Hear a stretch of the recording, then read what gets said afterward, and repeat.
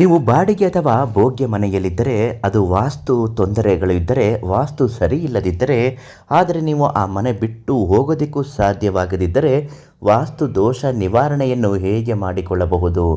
ಮನೆಯನ್ನು ಒಡೆಯದೆ ಯಾವುದೇ ರೀತಿಯಾದಂತಹ ಬದಲಾವಣೆಗಳು ಮಾಡದೆ ಕೆಲವು ವಸ್ತುಗಳನ್ನಿಟ್ಟು ಪೂಜೆ ಮಾಡುವುದರಿಂದ ವಾಸ್ತು ದೋಷವು ನಿವಾರಣೆ ಆಗುತ್ತದೆ. ಆ ವಸ್ತು ಯಾವುದು, ಅದು ಎಲ್ಲಿ ಇರುತ್ತೆ, ಇವತ್ತಿನ ಮಾಹಿತಿಯಲ್ಲಿ ತಿಳಿಸಿಕೊಡ್ತೀನಿ. ಅದೃಷ್ಟಧಾರೆ ಫೇಸ್ಬುಕ್ ಪೇಜನ್ನು ನೀವು ಇನ್ನೂ ಫಾಲೋ ಮಾಡ್ತಿಲ್ಲ ಅಂದರೆ ಮೊದಲು ನಮ್ಮ ಪೇಜನ್ನು ಫಾಲೋ ಮಾಡಿ.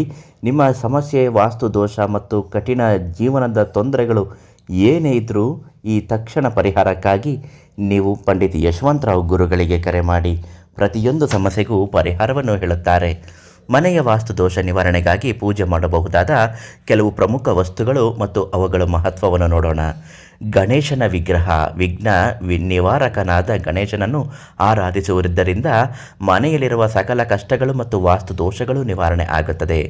ವಾಸ್ತು ದೋಷ ನಿವಾರಕ ಚೌಕಿ.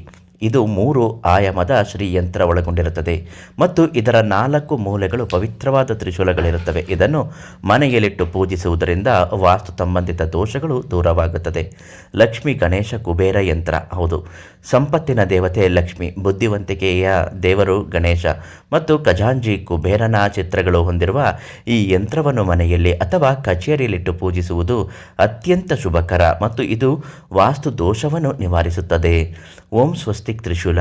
ಇದು ದೈವ ಶಕ್ತಿಯನ್ನು ಹೊಂದಿರುವ ಶುಭ ರೂಪವಾಗಿದ್ದು, ಇದನ್ನು ಪೂಜಾ ಕೋಣೆಯಲ್ಲಿ ಅಥವಾ ಮನೆಯ ಬಾಗಿಲಿನಲ್ಲಿ ಇಡುವುದರಿಂದ ದುಷ್ಟ ಪ್ರಭಾವಗಳು ಮತ್ತು ವಾಸ್ತು ದೋಷಗಳು ನಿವಾರಣೆ ಆಗುತ್ತದೆ.